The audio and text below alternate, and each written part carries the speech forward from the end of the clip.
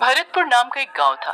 उस गांव में एक ठाकुर भानु प्रताप सिंह था जो बहुत ही अमीर था। पूरा गांव ठाकुर की बहुत इज्जत किया करता था क्योंकि वो गांव वालों के लिए मसीहा था। अगर मदद के लिए उसके पास कोई आता तो ठाकुर उसे अपने द्वार से खाली हाथ नहीं जाने देता था।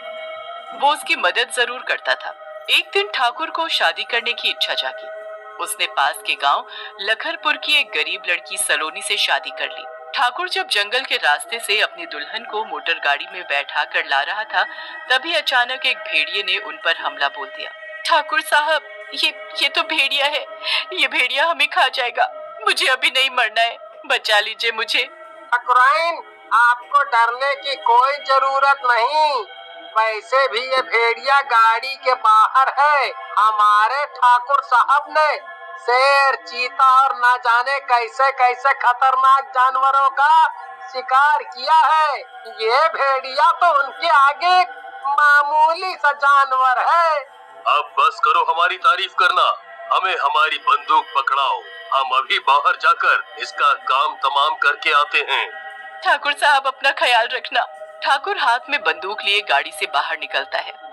भेड़िया ठाकुर को घूर घूर कर देख रहा था। तभी अचानक भेड़िया ठाकुर पर हमले के लिए आगे बढ़ता है।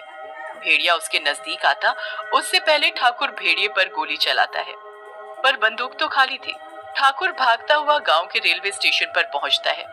भेड़िया भी उसके पीछे पीछे वहीं पहुंच जाता है। ठाकुर रेल की पटरी पर भागा जा रहा था।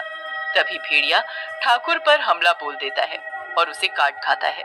तभी अचानक सामने से ट्रेन आती है। ठाकुर तो एक तरफ हटकर अपनी जान बचा लेता है, पर वो भेड़िया ट्रेन के नीचे आने से मर जाता है। कुछ लोग ठाकुर को बेहोशी की हालत में उनकी हवेली छोड़ आते हैं। मेरे हाथ, मेरा पैर, बहुत दर्द हो रहा है। ठाकुर साहब, आपको आराम की बहुत जरूरत है।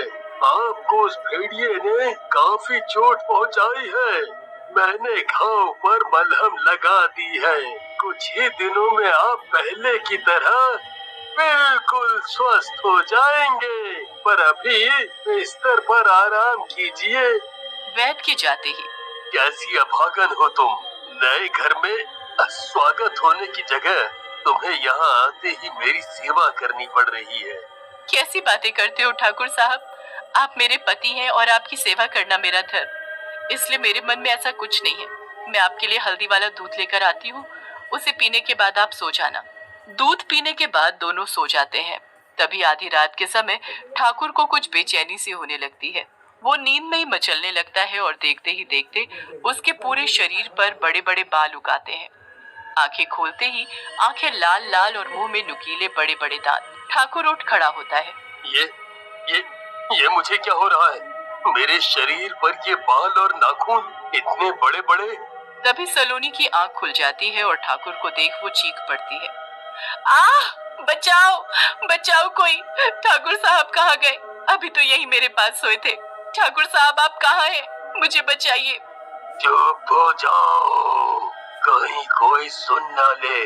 मैं ठाकुर हूँ और ये मुझे क्या हो गया है मुझे खुद नहीं पता। मुझे तो कुछ समझ नहीं आ रहा।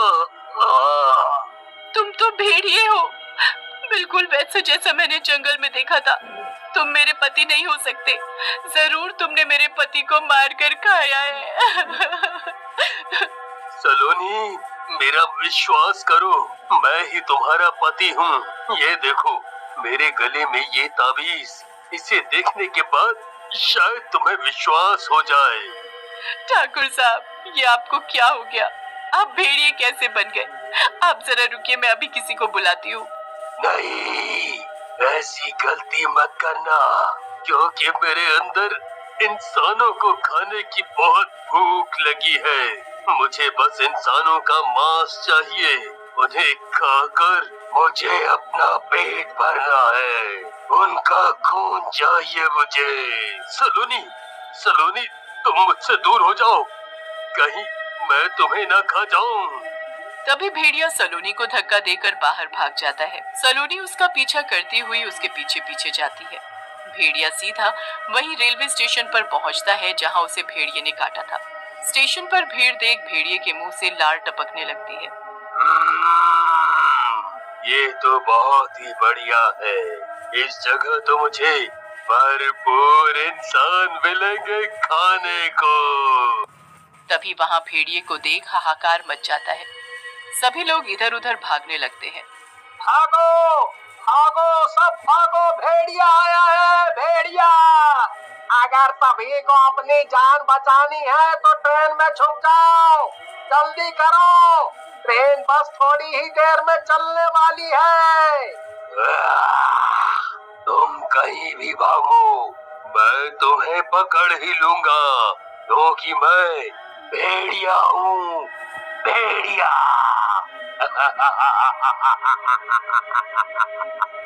भेड़िया लोगों पर हमला बोल देता है।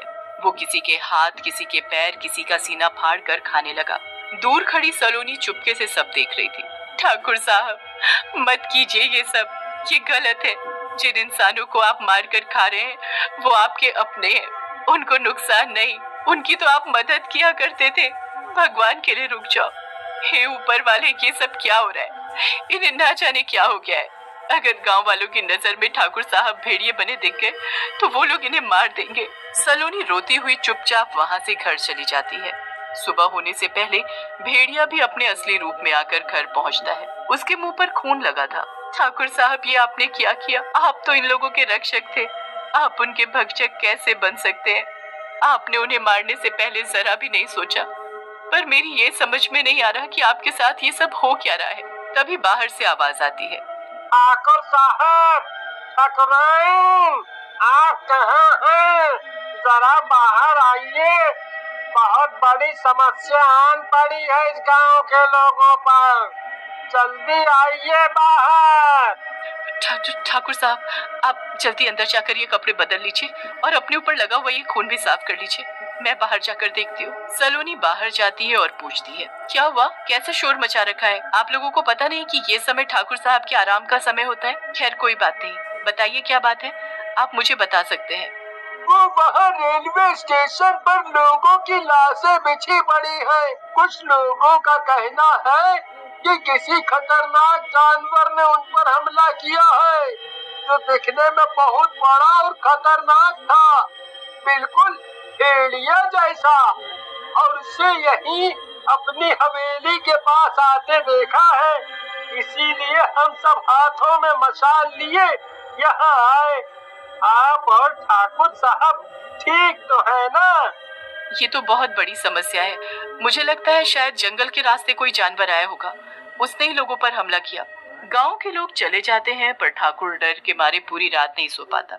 अगले दिन शाम ढलते ही ठाकुर के शरीर में फिर से बेचैनी होनी शुरू हो जाती है। सलोनी, सलोनी, मुझे बचाओ।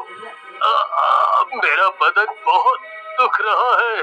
मुझे लगता है कि मैं फिर से भेड़िए के रूप में आ रहा हूँ। सलोनी फौरन ठाकुर को एक मजबूत रस्सी से बांध देती है। ठाकुर साहब, मैं आपको ऐसे तड़पते हुए नहीं देख सकती, इसलिए मैं आपको इन रस्सियों से आजाद करती हूँ। अगर आपने इस भेड़िए रूप में गांव पर हमला किया तो लोगों को पता चल जाएगा कि आप भेड़िए हैं और वो लोग आपको मार देंगे। मैं अपने पति को मुसीबत में नहीं डाल सकती, इसलिए आप वहीं जाइए रेलवे स्टेशन पर। वहाँ लोगों को मार कर खाओगे तो किसी को कुछ पता नहीं चलेगा। भेड़िया दौड़ता हुआ वहाँ रेलवे स्टेशन पर पहुँचता है और छुप जाता है। जैसे ही ट्रेन रुकती है उसके अंदर से लोगों की भीड़ निकलना शुरू हो जाती है। बस फिर क्या था, भेड़िया लोगों पर टूट पड़ता है। लोगों में भगदड़ शुरू हो जाती है। मेरा बच्चा मेरा बच्चा मुझसे बिछड़ गया, मैं उसे कहाँ ढूंढूं? तभी भेड़िया उस आदमी को फाड़ कर खा जाता है और हमेशा की तरह वो अपना पेट भरने के बाद चुपचाप हवेली में चला जाता है। ऐसा कई दिन तक चलता रहा। जिन लोगों को भेड़िए के बारे में पता था उन लोगों ने स्टेशन पर जाना छोड़ दिया, पर नए लोगों का अभी भी वहां आना जाना था। एक दिन गांव का एक आदमी सतवीर भेड़िए को हवेली में घुसते और उसे भेड़िए से ठाकुर बनते देख लेता है। सतवीर भागता हुआ गांव पहुंचता है और सभी को ठाकुर के बारे में बताता है। गुस्से में सभी हाथ में मशाल लिए हवेली पहुंचते हैं। ठाकुर अपनी पत्नी के साथ बाहर आता है। ठाकुर सब बता देता है कि कैसे वो भेड़िया बना। तभी वो सबके सामने फिर से भेड़िए रूप में आ जाता है। ठाकुर को तभी अपने मंदिर में रखे त्रिशूल की याद आती है और वो तुरंत मंदिर में जाता है और त्रिशूल उठाकर अपने पेट में मार लेता है।